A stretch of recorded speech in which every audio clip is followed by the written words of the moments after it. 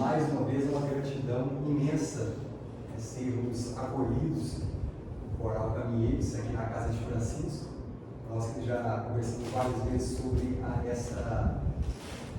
esse pensamento conjunto, essa sintonia e esse assumir de responsabilidade. Nós realmente nos sentimos muito em casa quando vimos aqui também.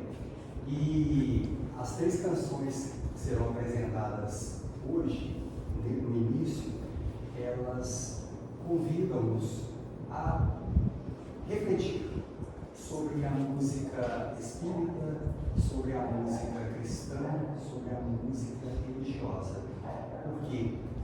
Porque nós muitas vezes vemos as poesias, lemos, absorvemos, muitas vezes escutamos inúmeras músicas prestando atenção nas melodias, e agora o convite é para que nós prestemos atenção na mensagem que cada uma delas traz, músicas conhecidas, outras talvez não, e com a parceria das melodias e harmonias que foram criadas.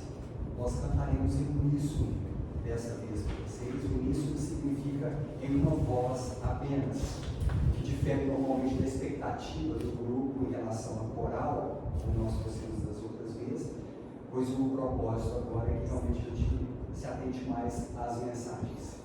Nosso agradecimento profundo a Jesus, que estamos aqui agora. Que agora de nós assuma a responsabilidade do nosso trabalho, cantar com o coração. A primeira canção, a jus ao nome dessa casa, maravilhosa oração de São Francisco de Assis.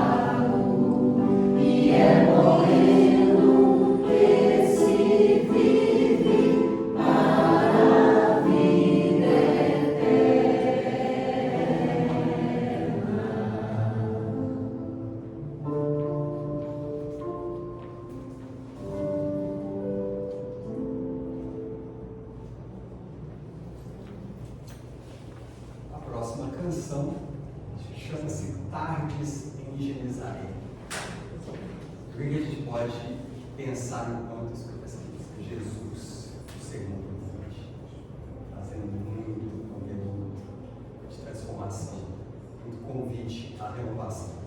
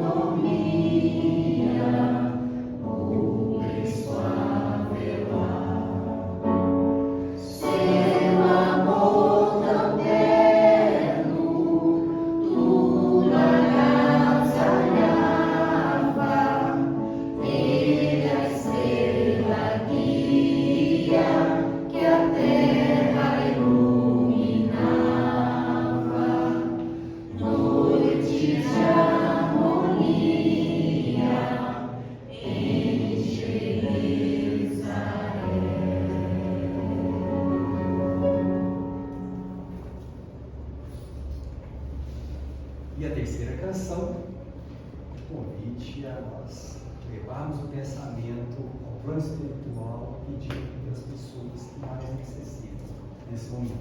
Pedir para nós, sem dúvida alguma, um dever, mas pedir para aquele que está precisando mais do que nós, que ele sabe que existem muitas pessoas precisando mais. Então nós reconhecemos que o nosso problema não é tão grande quanto o de muitas pessoas.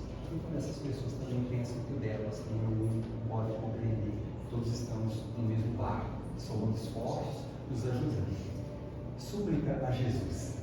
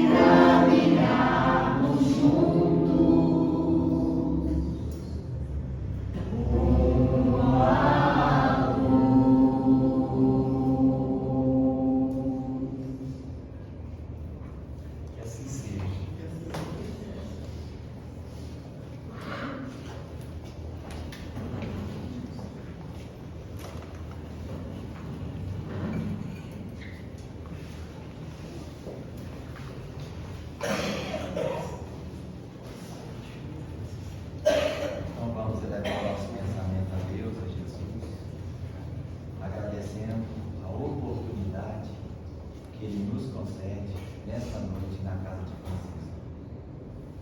18 de dezembro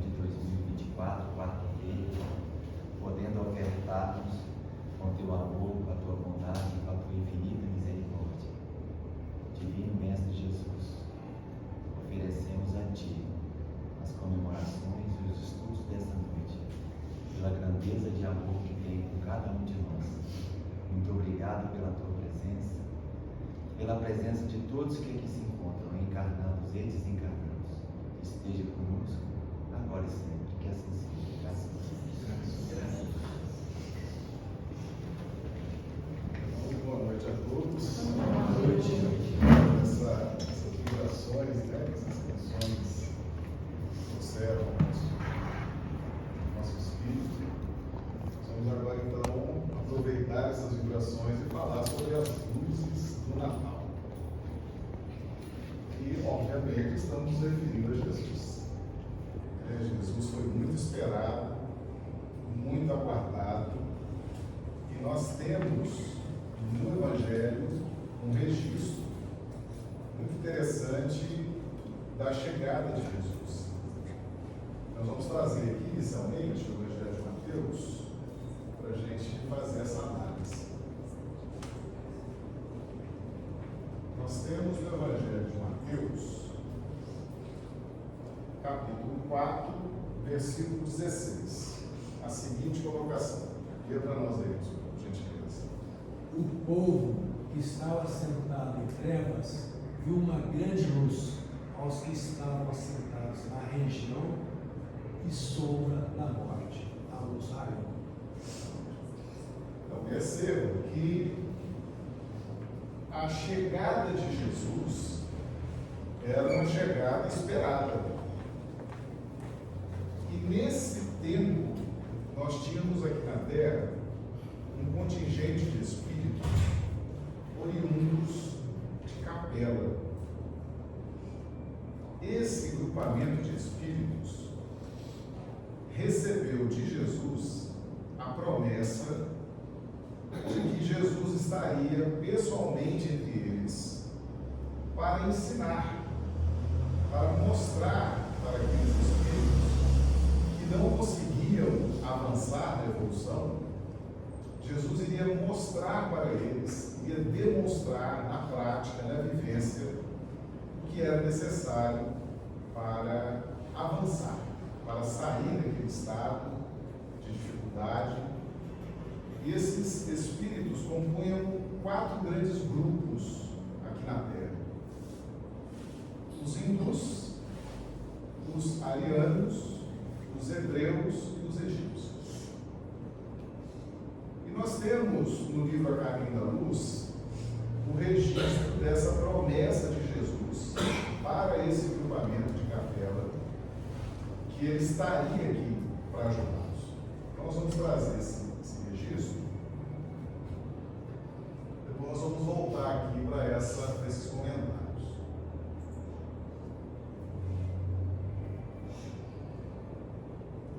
Está no livro A Caminho da Luz, foi editado pelo Espírito Emmanuel, Historiografia de Chico Xavier, capítulo 3, As Asas Adâmicas, Espíritos Exilados da Terra. Vou pedir para Consuelo, por gentileza, para você fazer a leitura. Foi assim que Jesus recebeu, à luz do seu reino de amor e de justiça, aquela turma de seres sofredores e infelizes. Com a sua palavra sábia e compassiva, exortou essas almas desventuradas à edificação da consciência pelo cumprimento dos deveres de solidariedade e de amor, do esforço regenerador de si mesmas. Mostrou-lhes os campos imensos de luz que desdobravam na terra, envolvendo-as no halo bendito da sua misericórdia e da sua caridade sem limites. Abençoou-lhes as lágrimas santificadoras, fazendo-lhes sentir os sagrados triunfos do futuro e prometendo-lhes a sua colaboração cotidiana e a sua vinda de porvir. Aqueles seres angustiados e aflitos, que deixavam atrás de si todo um mundo de afetos, não obstante os seus corações empedernidos na prática do mal, seriam degradados na face obscura do planeta terrestre, andariam desprezados na noite dos milênios da saudade e da amargura, reencarnariam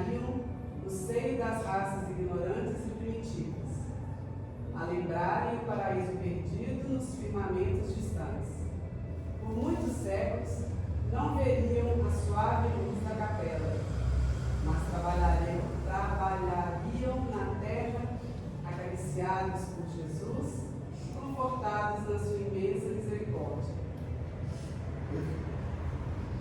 Veja bem, então Emmanuel traz esse registro, a promessa de Jesus, que ele viria, além de ajudar no plano espiritual esse grupamento, eram alguns milhões de espíritos. Era uma minoria lá naquele orbe de Capela. Era uma minoria rebelde, uma minoria que não tomou as decisões, né, de aderir ao Evangelho, de aderir às leis de Deus. Então esse grupamento precisou ser exilado para recomeçar as suas experiências, para que pudessem então, dentro de um novo contexto, de um novo planeta, tentar avançar na evolução. Eram espíritos complicados, rebeldes, e a presença de Jesus foi prometida pelo próprio Jesus, uma forma de consolar esses espíritos, uma forma de exemplificar para esses espíritos o caminho que eles poderiam trilhar para avançar na evolução. Então, quem trouxe Jesus para a Terra foram os capelinos. A promessa de Jesus foi para os capelinos. Os capelinos esperavam ansiosamente a vinda do Salvador. E Jesus foi preparando o terreno em todo o planeta, foi mandando vários emissários para preparar aquela nova filosofia, aquele novo pensamento. Porque uma ideia como o Evangelho, ela não se implanta de uma hora para outra. Seria uma violência. De repente, uma ideia nova seria uma agressão a todos. Então, gradativamente, Jesus vai enviando os seus mensageiros. E esse registro também consta aqui, Emmanuel também traz esse registro. Vou pedir mais uma vez que a Consuelo ler para nós, para a gente contextualizar bem a questão das luzes do Natal. Tendo ouvido a palavra do Divino Mestre, antes de se estabelecer no mundo, as raças adâmicas dos seus grupos insulares guardaram a reminiscência das promessas do Cristo, que, por sua vez, as fortaleceu no seio das massas, enviando-lhes periodicamente os seus missionários e mensageiros. Eis porque as epopeias do Evangelho foram previstas e cantadas alguns milênios antes da vinda do sublime emissário. Os enviados do infinito falaram, na China milenária, da celeste figura do Salvador, muitos séculos antes do advento de Jesus. Os iniciados do Egito esperavam-no com as suas profecias. Na Pérsia, idealizaram a sua trajetória, antevendo-lhe os passos nos caminhos do porvir. Na Índia Védica, era conhecida quase toda a história evangélica, que o sol dos milênios futuros iluminaria na região escabrosa da Palestina. E o povo de Israel, durante muitos séculos, cantou-lhe as glórias divinas, na exaltação do amor e da resignação, da piedade e do martírio, através da palavra de seus profetas mais eminentes. Uma secreta intuição iluminava o espírito divinatório das massas populares. Todos os povos o esperavam em seu seio acolhedor. Todos o queriam, localizando em seus caminhos a sua expressão sublime e divinizada. Todavia, apesar de surgir um dia no mundo, como alegria de todos os tristes e providência de todos os infortunados, à sombra do trono de Jessé, Filho de Deus em todas as circunstâncias, seria o verbo de luz e de amor do princípio, cuja genealogia se confunde na poeira dos sóis que rolam no infinito. Então, quando Jesus se reúne com esses espíritos de Capela,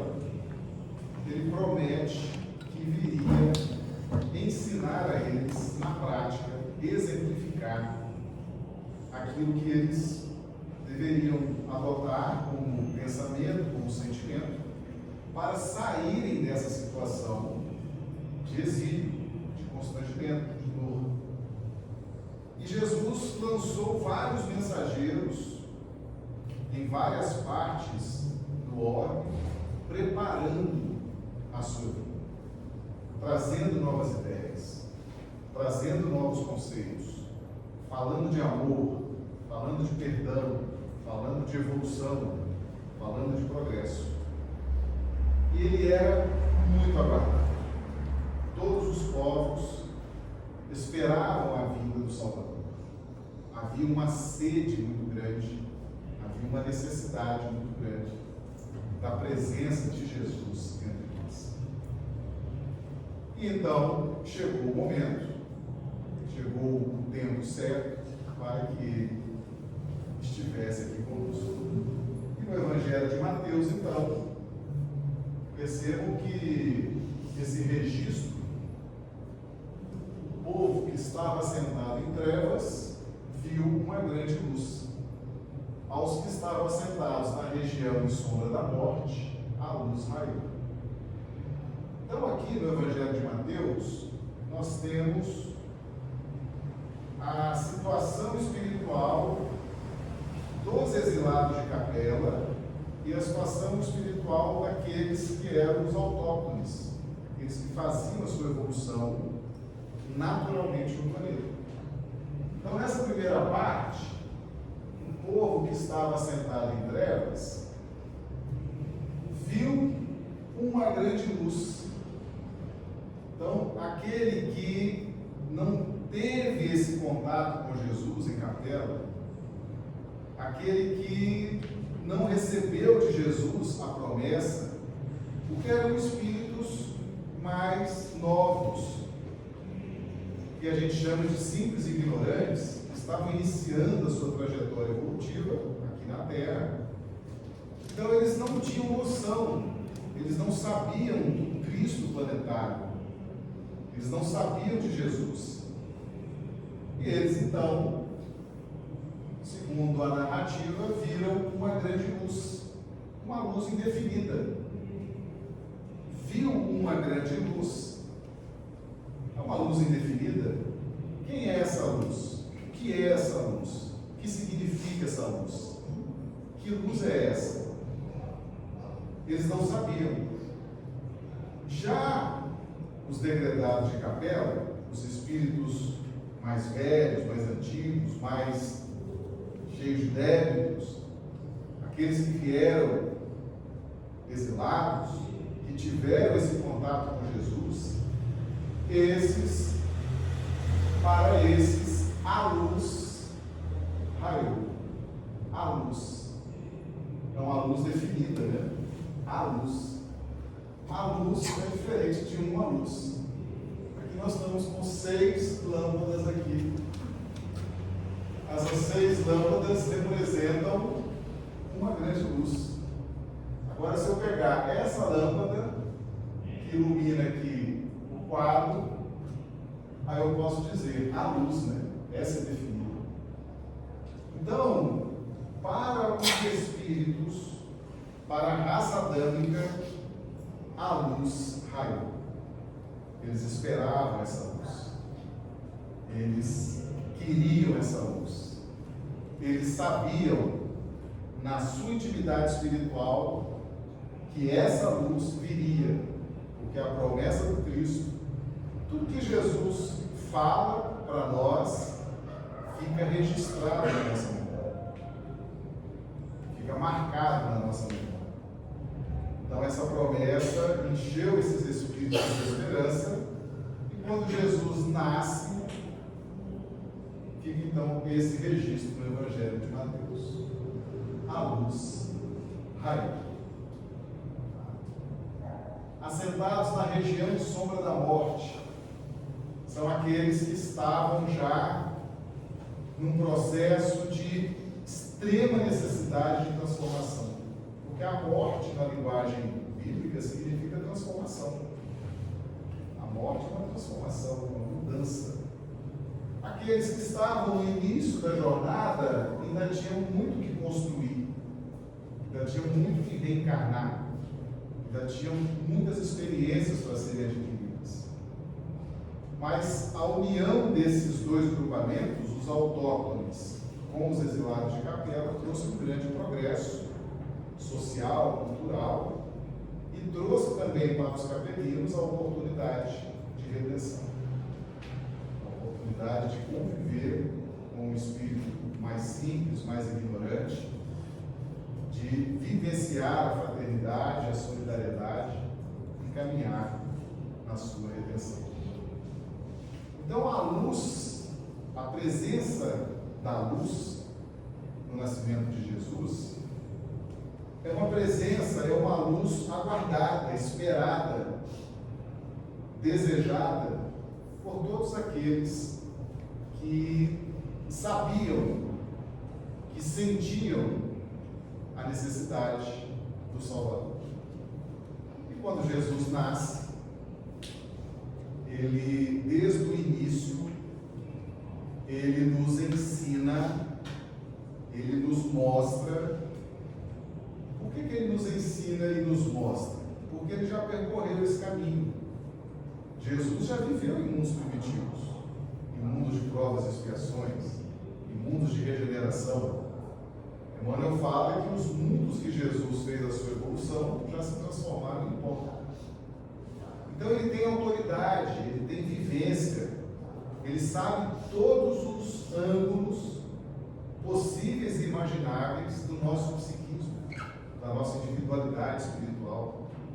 Então ele veio demonstrar, veio servir de modelo e guia para que nós observássemos e adotássemos todo aquele modelo, todo aquele guia, todo aquele ensinamento para as nossas vidas.